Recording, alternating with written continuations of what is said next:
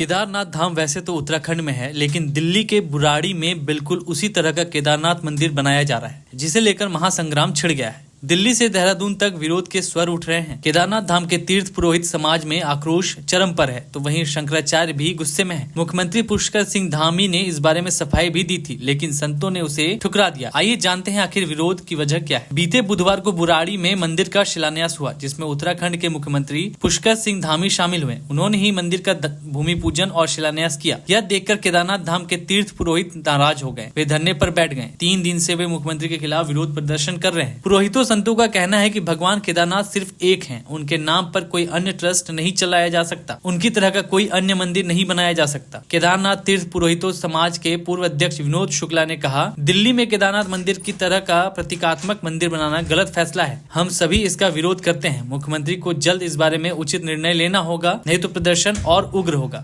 इस मामले में बद्री केदार मंदिर समिति के अध्यक्ष अजेंद्र अजय का बड़ा बयान सामने आया है। उन्होंने कहा कि दिल्ली में किसी केदारनाथ ट्रस्ट द्वारा जो केदारनाथ मंदिर बनाया जा रहा है, उससे प्रदेश सरकार का कुछ लेना देना नहीं है। नई सरकार किसी तरह से इनका सहयोग कर रही है। यह भी शिकायतें सामने आई हैं कि कुछ लोग बद्रीनाथ और केदारनाथ के नाम से ट्रस्ट व संस्थाएं बनाकर श्रद्धालुओं से दान और चंदा इकट्ठा कर रहे हैं। कुछ लोग ऐप के माध्यम से बद्रीनाथ और केदारनाथ धाम में ऑनलाइन पूजा कराने के नाम पर पैसे ले रहे हैं। इनकी जांच की जा रही है। जो भी दोषी पाया जाएगा, सरकार उनके खिलाफ कार्रवाई करेगी। शंकराचार्य अविमुक्तेश्वरानंद इस मामले में काफी गुस्से में नजर आए। उन्होंने कहा, जिस धाम को जगत गुरु आदि शंकराचार्य ने बनाया, वैसा धाम आप कहीं और नहीं बना सकते। केदारनाथ में घोटाला हुआ, उसकी जांच क्यों नहीं कराई जाती? कोई पूछताछ शुरू नहीं हुई, इसके लिए कौन जिम्मेदार है? अब वे कह रहे हैं कि वे दिल्ली में केदारनाथ बनाएंगे, ऐसा नहीं हो सकता। केदारनाथ के मुख्य पुजारी शिव शंकर लिंग ने कहा कि केदारनाथ धाम साक्षात हिमालय में बसा हुआ है, इसका अपना महत्व है। दिल्ली में इसकी प्रतिकृति बनाना धर्म का अपमान है। केदारनाथ का दिल्ली में प्रतीकात्मक मंदिर बनाने और केदारनाथ धाम से शिला से जाने का कांग्रेस ने कड़ा विरोध किया है। बागेश्वर में नाराज कार्यकर्ताओं ने मुख्यमंत्री पुष्कर सिंह धामी के खिलाफ नारेबाजी के साथ प्रदर्शन किया। प्रदर्शन में कांग्रेस नेताओं ने कहा कि भाजपा सरकार ने देवभूमि की जनता की आस्था को ठेस पहुंचाई है। भाजपा सरकार उत्तराखंड विरोधी मानसिकता की है। मुख्यमंत्री अपने प्रभाव का इस्तेमाल करें और इसे रोकें। मुख्यमंत्री पुष्कर सिंह धामी ने कहा, धाम दूसरे स्थान पर नहीं हो सकता, लेकिन प्रतीकात्मक रूप से मंदिर बनते रहे हैं। राज्य सरकार सनातन संस्कृति के उत्थान के लिए लगातार काम कर रही है। 4 धाम में आने वाले श्रद्धालुओं की संख्या लगातार बढ़ रही है।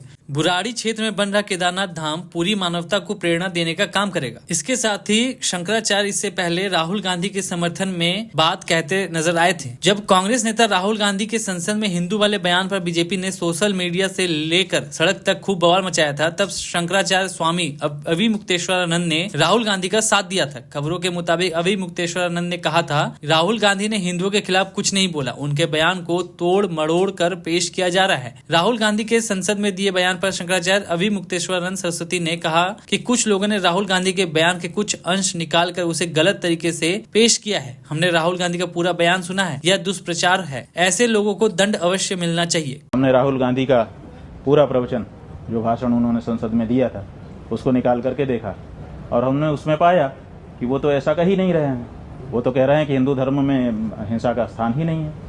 तो जब वो साफ कह रहे हैं कि हिंदू धर्म में स्थान नहीं है, तो फिर उनके ऊपर ये आरोप लगाना कि उन्होंने हिंदू धर्म के विपरीत कोई बात कही है, उनके आधे वक्तव्य को, अंश को निकाल करके और उसको फैला करके, ये हम समझते हैं कि अपराध है, दुष्प्रचार है और ऐसा करने वाले को दंडित किया जाना चाहिए, चाहे वो पत्रकार और चैनल ही क्यों ना हो। गलत है। उस व्यक्ति ने जो बात कही ही नहीं है, उसके लिए उसका विरोध करना और उसके लिए उसको दोषी बनाना सही नहीं है। उन्होंने साफ कहा कि हिंदू ऐसा नहीं कर सकता, बहुत साफ कहा, हिंदू हिंसा नहीं कर सकता।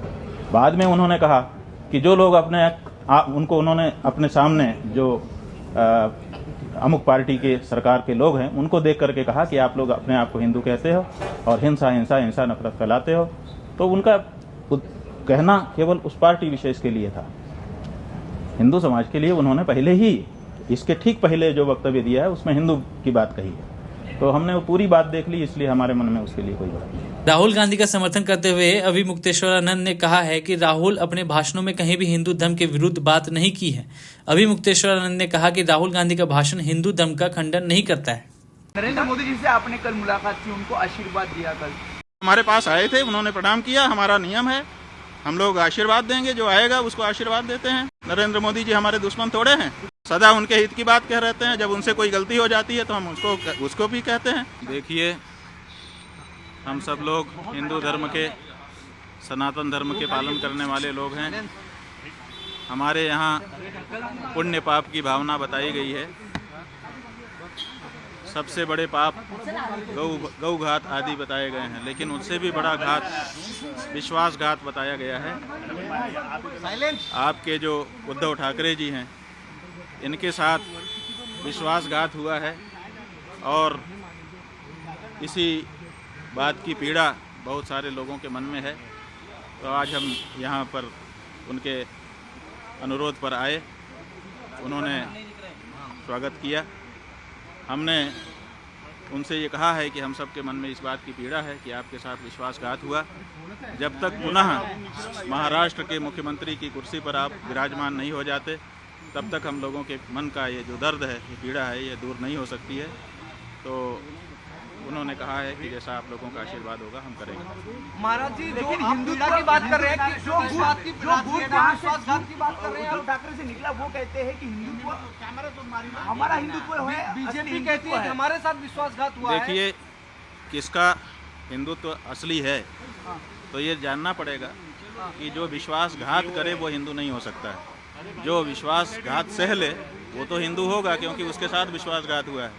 तो जिन लोगों ने विश्वासघात किया वो कैसे हिंदू हो सकते हैं? नहीं, बीजेपी का कहना है कि पहले उद्धव ठाकरे ने बाकी लोगों के साथ मिलकर उनके साथ विश्वासघात किया और यही वजह है कि बाद में उत्तराधिकारी आपको बोलते हैं हम हैं, उनके विचारों के उत्तराधिकारी है। उद्धव जी बोलते हैं हम हैं विचारों के उत्तराधिकारी। भाई, हम कह रहे हैं कि उद्धव ठाकरे जी के साथ विश्वासघात हुआ है। अब इसे में आप समझ लीजिए सब बात। ये बीजेपी ने इसलिए पूरे महाराष्ट्र की जनता इस बात से पीड़ित है। सबके मन में इस बात का दर्द है। चुनाव में इस बात का पता भी चल चुका है।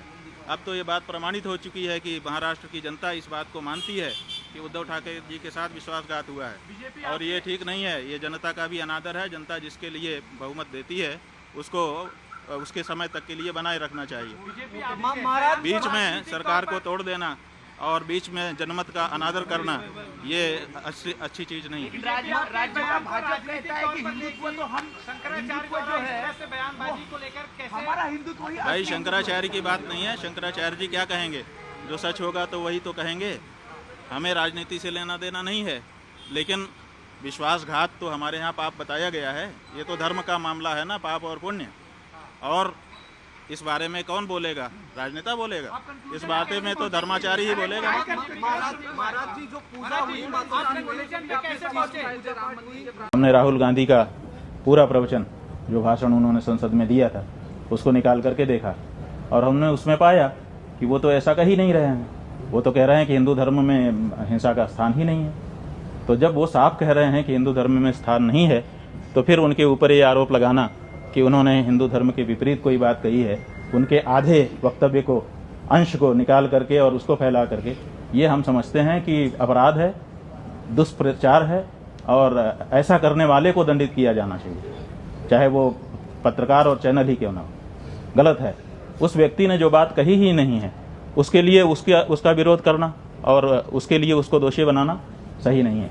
उन्होंने साफ कहा कि हिंदू ऐसा नहीं कर सकता, बहुत साफ कहा, हिंदू हिंसा नहीं कर सकता। बाद में उन्होंने कहा कि जो लोग उन्होंने अपने सामने जो अमुक पार्टी के सरकार के लोग हैं, उनको देख करके कहा कि आप लोग अपने आप को हिंदू कहते हो और हिंसा नफरत फैलाते हो। तो उनका कहना केवल उस पार्टी विशेष के लिए था। हिंदू समाज के लिए उन्होंने पहले ही, इसके ठीक पहले जो वक्तव्य दिया है उसमें हिंदू की बात कही है। तो हमने वो पूरी बात देख ली, इसलिए हमारे मन में उसके लिए कोई बात नहीं। और आप हमसे जुड़े रहने के लिए सब्सक्राइब करें YouTube पर, फॉलो करें Twitter पर और लाइक करें Facebook पर। और ज्यादा जानकारी के लिए आपको